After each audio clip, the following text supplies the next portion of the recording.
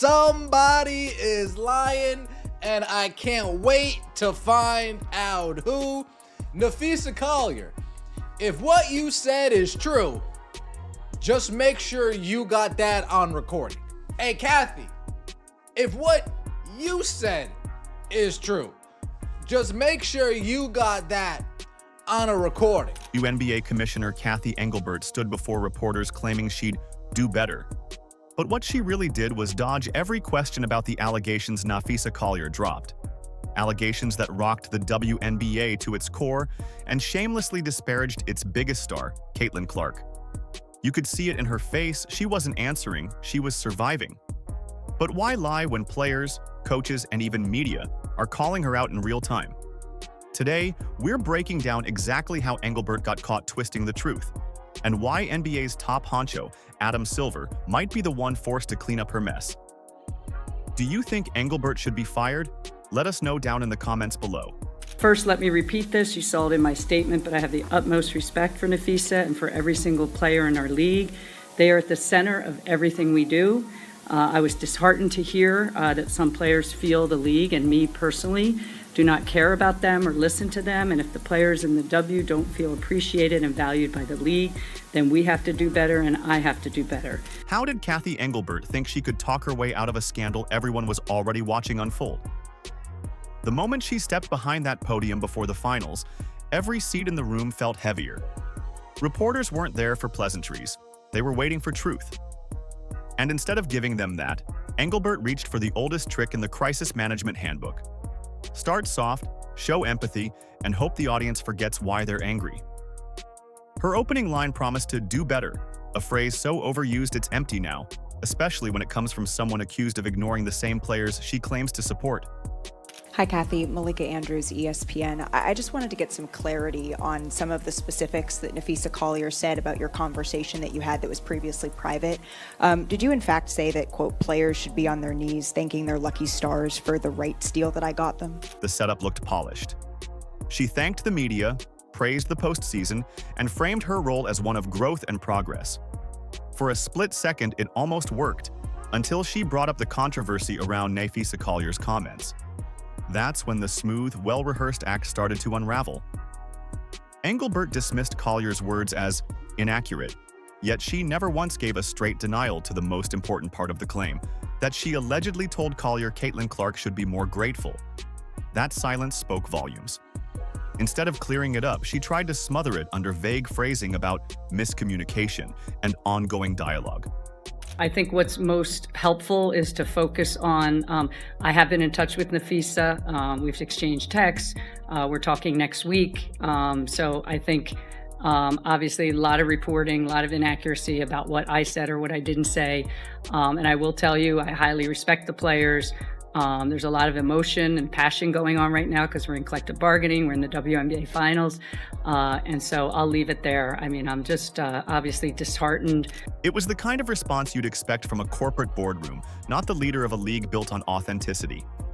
The more she spoke, the less anyone believed her. Her tone was clipped, too careful, like she'd rehearsed every word in front of a mirror. When a reporter pressed again, wanting a simple yes or no, she didn't flinch or clarify. She pivoted to the league's growth metrics, as if throwing around business jargon could erase what everyone came to hear. Every answer felt like she was describing a spreadsheet instead of real players with real frustration. I'm a human too. I have a family. I have 2 kids who are devastated by these comments. And so all I'll say is just, it's obviously been a tough week. And I just think there's a lot of inaccuracy out there. Meanwhile, the contrast with Collier couldn't have been sharper. In her exit interview, Collier didn't sound like a politician. She sounded like someone who had hit her breaking point. No script, no consultant, just raw honesty about how players were tired of being dismissed. That difference exposed Engelbert's problem.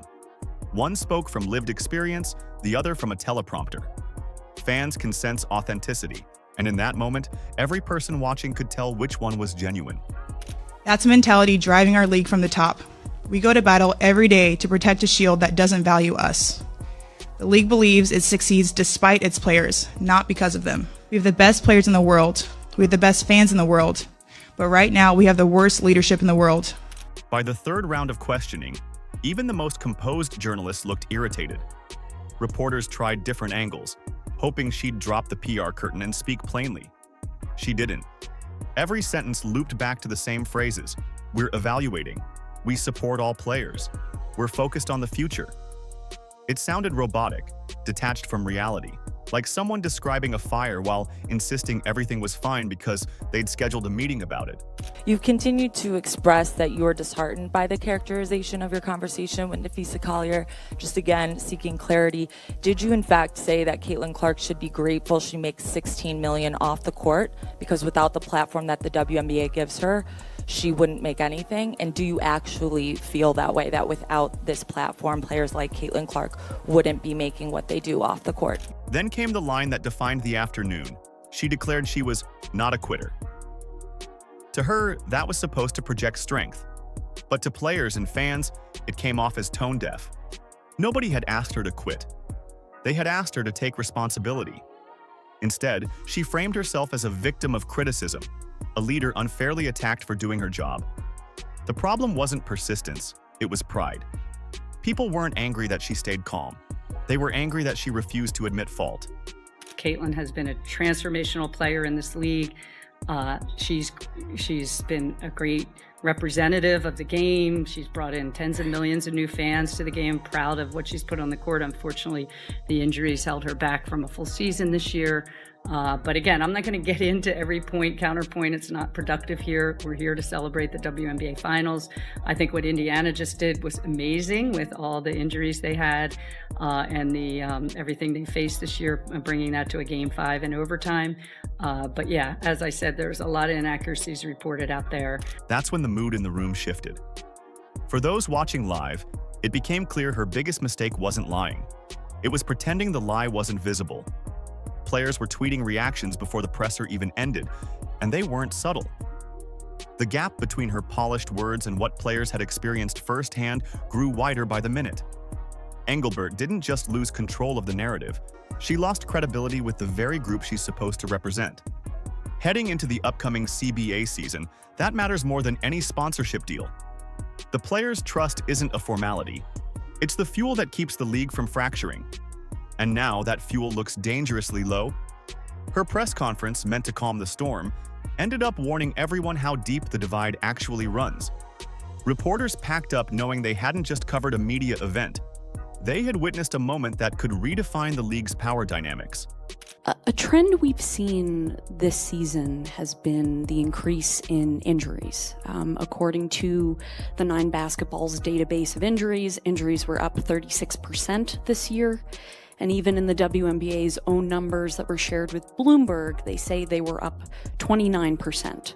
So amid change to officiating and what could come of that, I guess, what is the league prepared to do to address this increase in injuries going forward? Yeah, it's an excellent question. Obviously, injuries are the worst part of sports, in my view, especially injuries that occur due to the physicality. I think our game is bigger, faster, stronger, certainly even in the last 5 years since I've come in to the league. I think the training, the development, the strength and conditioning, the nutrition, everything that's going into the level of the players that a lot of our fans like is also adding to that physicality. And that's why I said in my prepared remarks, we have to determine where the players want that line to be, because I think they want some of that, but obviously we don't want injuries. And the league wasn't just reacting, it was erupting. The backlash spread faster than the league office could post another prepared statement. Players who normally stayed quiet during controversy were suddenly speaking loud and clear. It felt like every athlete had the same thought at the same time. Enough was enough. When the commissioner dodged questions and downplayed Napheesa Collier's story, something snapped. The people actually living the WNBA experience, the ones putting on the jerseys and driving the league's rising popularity, refused to be silent anymore. We're the players that are driving this change. And regardless of how it's said, I think the messaging stands the same from the players' perspective is things need to change, reffing needs to change, leadership needs to change. I think, our league is at a spot that it hasn't been in the past 10 years. Like, we're growing exponentially, and we need change to mirror that. And I think where the players see the league going is different than where leadership sees the league going, and somehow we need to see that align. And I think the CBA negotiations will help hopefully get us there. Lexi Hull was among the first to jump in. Her statement wasn't long or dramatic, but it was direct. She publicly supported Collier and called out the lack of accountability at the top. Fans noticed how deliberate it was. Hull didn't speak as a cautious player afraid of league politics. She spoke as someone who's seen teammates overlooked and discounted. Coming from a player who has built her reputation on professionalism, that kind of statement hit hard. It set the tone for what would follow, a league-wide show of solidarity that made Engelbert's earlier words sound even hollower. From there, more voices joined. Aja Wilson, Elena Del Don, even veterans who had seen commissioners come and go. Each of them showed some form of support for Collier's message. Coaches stepped in too. Stephanie White, usually measured when it comes to leadership criticism, echoed the frustration. The fact that coaches, who rely on front office backing for their own job security, were willing to speak at all said everything. This wasn't a one-off disagreement. It was a moment when the people inside the league realized they couldn't keep pretending the relationship with their commissioner was stable. She's in the way of our growth and our development as a league, not just on the player side, but on the league side. She's not good for basketball. That's what Napheesa got. Nobody questioned Cathy Engelbert's business acumen now, because we know she knows business. And you see the average player salaries, it was $28,000 when they first started. It's about, over the 130 now. You got salaries over $200,000 now, some of them, but that's not enough. The unity itself was rare. Normally, players are cautious about anything that could cost them fines, endorsement tension, or minutes on the court. But this time, the usual filters disappeared. Their tone online was strikingly consistent. They wanted honesty, respect, and leadership rooted in the reality they deal with every day. Many didn't mention Engelbert directly, but everyone knew who leadership referred to. Their approval of Collier wasn't just moral support. It was a warning shot to the league office that trust had collapsed. The officiating anger also resurfaced. Players connected the commissioner's dismissal of the Clark-Collier controversy to broader concerns about fairness and safety. Every season has featured complaints about inconsistent calls, but this time those frustrations symbolize something bigger: respect. It wasn't just about missed fouls or harsh technicals. It was about players feeling like their physical well-being and professional value came second to protecting the league's image. Engelbert's refusal to defend them publicly exposed that rift in vivid detail. At the end of the day, you have a star player in the league saying the commissioner, this individual, is in the way of all of us. And that was her statement. I believe she should hand in her resignation. Media figures who usually stay indifferent to league politics jumped in. Stephen A. Smith questioned Engelbert's awareness of player issues. Dave Portnoy used his platform to accuse the office of hiding behind PR instead of owning mistakes. Each public critique added another layer of pressure. The narrative spreading across sports media didn't frame Engelbert as a steady hand. It painted her as a liability. That shift matters in any league, but especially in one fighting to prove its stability to investors. Fans watching all this unfold weren't waiting for another press statement. They were waiting to see what kind of future the athletes themselves would demand next.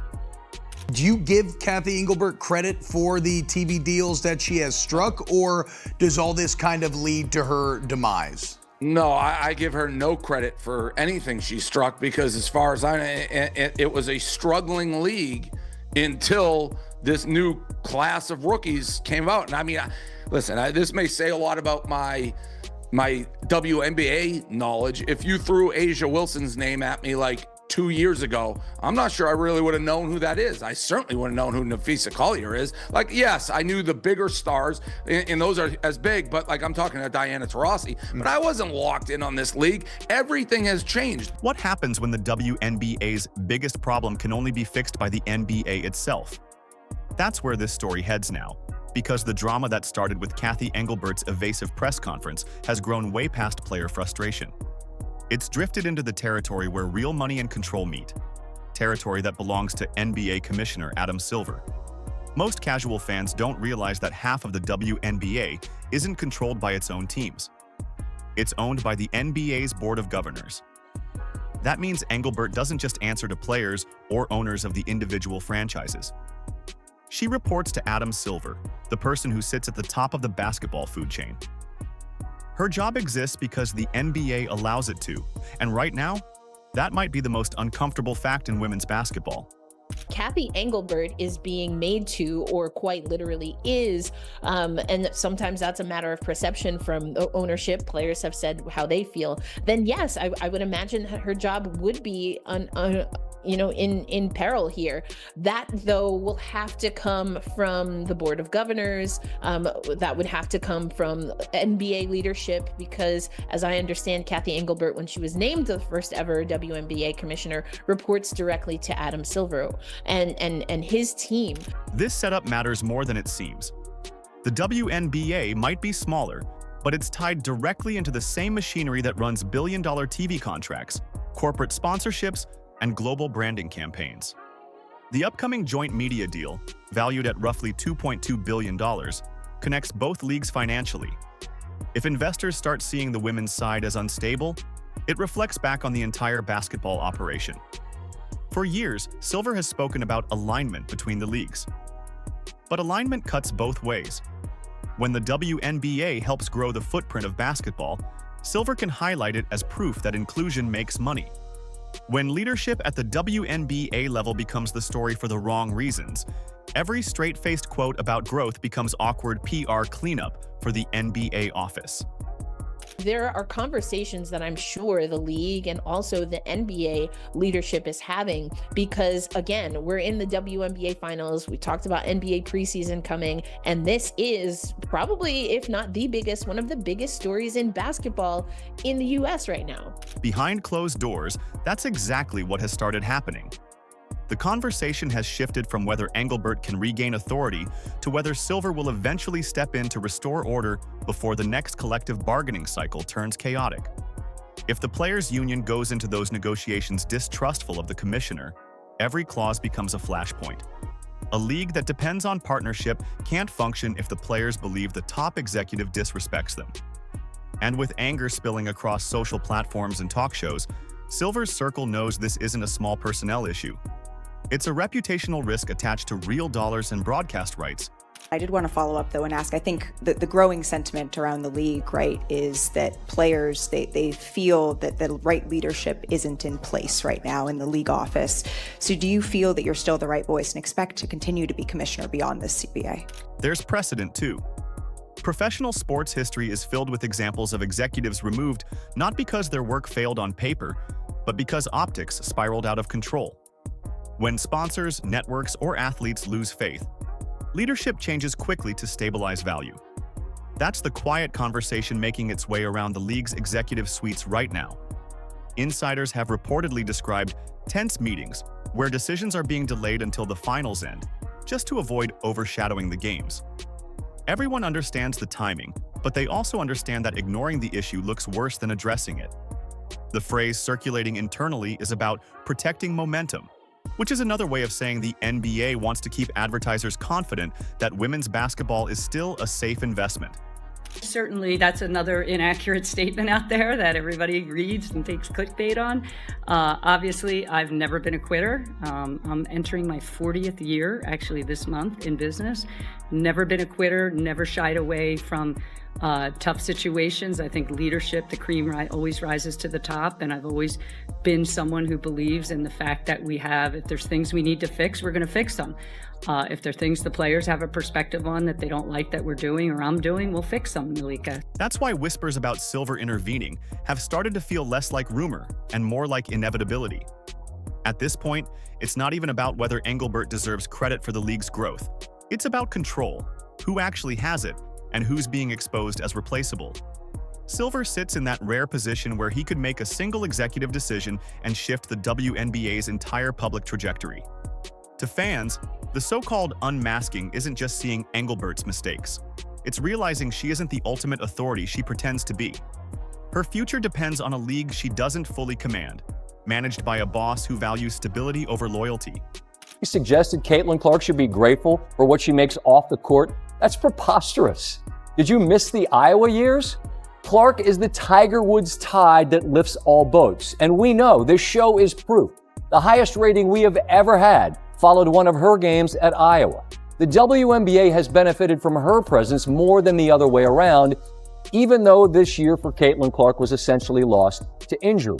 For players and fans, that realization is turning into cautious hope. If Silver steps in, they imagine leadership finally aligning with the players instead of standing above them. It hints at a version of the league where frustration isn't met with polished denial, but with real accountability. And as the WNBA heads toward a pivotal 2025, that move could redefine who truly runs women's basketball and what kind of culture it wants to build next. With Engelbert's credibility gone, the focus shifts forward. The only thing keeping fans locked in now is the thought of what the new WNBA might look like once she's out of the way. The WNBA's next leap forward doesn't come from new slogans or marketing deals. It comes from removing the barrier between growth and fairness. That barrier is Cathy Engelbert. Players have already proven they can grow the game without her help. Now they need someone who actually values their voices. Fans can see it too. The Fever's rise and Caitlin Clark's impact signal a future driven by authenticity, not bureaucracy. Lexi Hull, Aaliyah Boston, Kelsey Mitchell, this generation embodies what leadership should look like. The WNBA doesn't need another promise to do better. It needs people who actually will. Do you think Engelbert should be fired? Let us know down in the comments below. Like, subscribe, and turn on all notifications so you never miss out. Click the video on the screen, and we will see you in the next one.